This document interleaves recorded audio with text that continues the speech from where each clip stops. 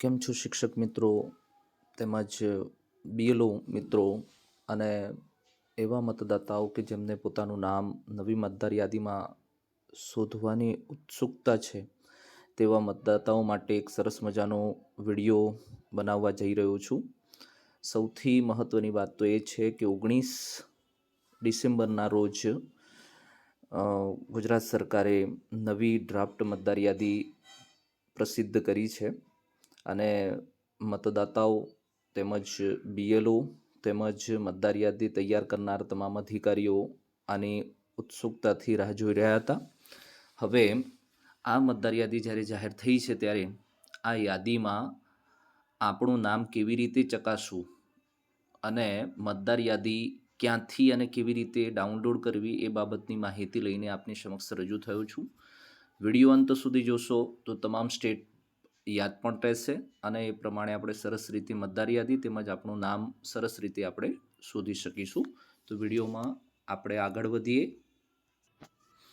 આ વિડીયોમાં મુખ્યત્વે 2 પ્રશ્નોના જવાબ છે કે નવી ડ્રાફ્ટ મતદાર યાદીમાંથી તમારું નામ કેવી રીતે શોધવું અને બીજો પ્રશ્ન છે નવી ડ્રાફ્ટ મતદાર યાદી કેવી રીતે ડાઉનલોડ કરવી. આ બંને પ્રશ્નોના જવાબ આ વિડીયોના દ્વારા હું આપને જણાવીશ. સ્ટેપ બાય સ્ટેપ આપણે સૌથી પહેલાં ક્રોમ બ્રાઉઝરમાં જવાનું છે. ક્રોમ બ્રાઉઝર ઉપર ક્લિક કરતાં આ રીતનું ઇન્ટરફેસ આવી જશે. ત્યારે આપણે અહીંયા સર્ચ બારમાં વોટર લોગિન આવું લખીશું. વોટર લોગિન લખ્યા પછી આપણે સર્ચ આપીશું તો આ રીતનું ઇન્ટરફેસ આવી જશે. પહેલી જ વેબસાઇટ છે વોટર સર્વિસીસ પોર્ટલ, ત્યાં આપણે ક્લિક કરીશું.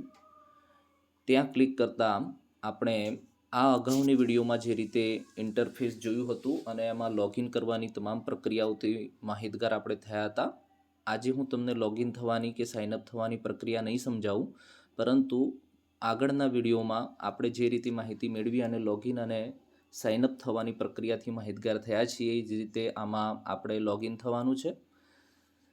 હવે જો આપણે આપણું નામ મતદાર યાદીમાં સર્ચ કરીને જોવા માંગીએ છીએ તો સૌથી પહેલાં આપણે જમણી સાઈડ આ ઓપ્શન છે search your name in water list, ત્યાં આપણે ક્લિક કરીશું. ક્લિક કરતાં આ રીતનું ઇન્ટરફેસ આવી જશે. આપણે અહીંયા પોતાનો એપિક કાર્ડ નંબર એટલે કે ચૂંટણી કાર્ડ નંબર નાખીશું. હું અહીંયા મારો પોતાનો નંબર નાખું છું અને અહીંયા સ્ટેટ સિલેક્ટ કરવાનું છે. અહીંયા હું ગુજરાત સિલેક્ટ કરીશ. તમારું જે કંઈ સ્ટેટ હોય એ તમે સિલેક્ટ કરી શકો છો અને અહીંયા જે કેપ્ચા છે એ આપણે ટાઈપ કરીશું હુબહુ જેમ લખેલો છે એ પ્રમાણે.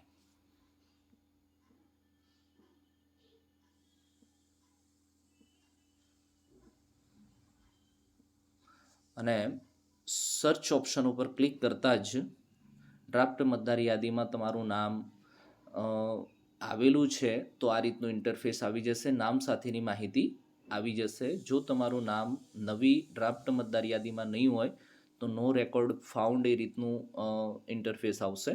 મારું નામ નવી ડ્રાફ્ટ મતદાર યાદીમાં આવી ચૂક્યું છે માટે અહીંયા આ રીતનું ઇન્ટરફેસ માહિતી સાથેનો આવે છે. હવે મારું નામ જે છે ભાગ નંબર 190માં છે અને એમાં સિરિયલ નંબર 341 ઉપર મારું નામ લખેલું છે. ભાગ નંબર 190 મતદાર યાદીના ભાગ નંબર 190માં મારું નામ 331 ઉપર 341 ઉપર લખેલું છે. એની વધારે વિગત જોઈતી હોય તો આપણે અહીંયા વ્યૂ ડિટેલ્સ ઉપર ક્લિક કરીશું તો અહીંયા આપણા ઈયરો કોણ છે, એમનો મોબાઈલ નંબર શું છે એ પણ જણાવશે અને સાથે સાથે બીએલઓ એ વિસ્તારના કોણ છે એ પણ અહીંયા જણાશે. બરાબર. હવે એ પેજ ઉપરથી બેક આવી જઈશું. હવે આપણે બીજા પ્રશ્નોનો જવાબ મેળવીશું કે હવે મતદાર યાદી આખી આપણે ડાઉનલોડ કરવી છે આખા વિસ્તારની, તો કેવી રીતે કરીશું? તો જે ઓપ્શન ઉપર આપણે ગયા હતા એની બિલકુલ નીચેનું ઓપ્શન છે ડાઉનલોડ ઇલેક્ટોરલ રોલ. બરાબર, ત્યાં આપણે ક્લિક કરીશું. ત્યાં ક્લિક કરવાથી આ રીતનું ઇન્ટરફેસ આવી જશે. સૌથી પહેલાં આપણે સ્ટેટ પસંદ કરીશું એટલે કે રાજ્ય ગુજરાત. ત્યારબાદ ઓટોમેટિક 2026ની ડ્રાફ્ટ યાદી આવી માહિતી તમારે આવી જશે. હવે ડિસ્ટ્રિક્ટ આપણે પસંદ કરવાનું છે. મારું નામ અરવલ્લી જિલ્લામાં નોંધાયેલું છે માટે અરવલ્લી પસંદ કરીશું. એસેમ્બલી એટલે કે મારું નામ 31 મોડાસામાં નોંધાયેલું છે માટે હું એસેમ્બલી એટલે કે વિધાનસભા 31 મોડાસા પસંદ કરીશ અને ગુજરાતી લેંગ્વેજ હું પસંદ કરેલી છે. હવે બીજી મહત્ત્વની વાત એ છે કે અહીંયાથી મારું નામ આપણે અગાઉ ચેક કર્યું એ પ્રમાણે 190 ભાગ નંબરમાં છે, તો અહીંયા હું 190 લખીશ એટલે આ ભાગ નંબર નીચે આવી જશે 190. બરાબર છે. તો 190 ઉપર અહીંયા ક્લિક કરીશું, એને સિલેક્ટ કરી દઈશું. 190 લખવાથી તરત એ સ્ક્રોલમાં સિલેક્ટ ઉપર જ આવી જશે અને સિલેક્ટ કરી દીધું અને અહીંયા જે કેપ્ચર લખેલો છે એ પ્રમાણે આપણે કેપ્ચર લખી દઈશું.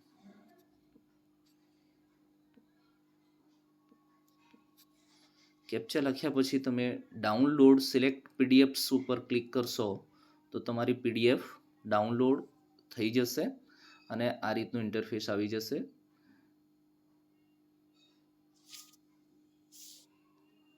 ડાઉનલોડ કરશો એટલે ડાઉનલોડ તમારી માહિતી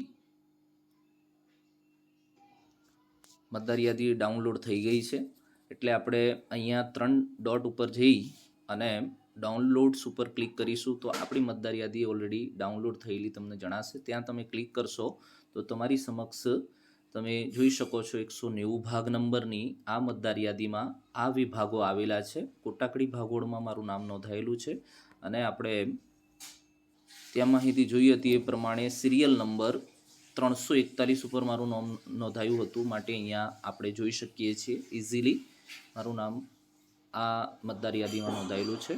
તો આપણે સઘળી માહિતી પહેલાં તો કેવી રીતે સર્ચ કરવું એ અને કયા ભાગમાં છે આખી મતદાર યાદી આખા વિસ્તારની કેવી રીતે ડાઉનલોડ કરી શકાય એ રીતની માહિતી તમને હું આપી શક્યો છું. મને આશા છે કે આ વિડીયો તમને ગમ્યો હશે. આ ચેનલને સબસ્ક્રાઈબ કરવાનું ભૂલતા નહીં. ટેકનિકલ ટ્રિક્સ 2025 આ ચેનલ દ્વારા તમે નવી નવી માહિતીઓ મેળવી શકો છો. ટેકનિકલ્સને લગતી માહિતીઓ અને ટેકનિક્સ શીખી શકો છો. જો આપને માહિતી ગમી હોય તો આ વિડીયોને લાઈક કરશો, કોમેન્ટ કરશો અને શેર કરવાનું ભૂલતા નહીં. તેમજ આ ચેનલને સબસ્ક્રાઈબ કરવાનું પણ ભૂલતા નહીં. ધન્યવાદ.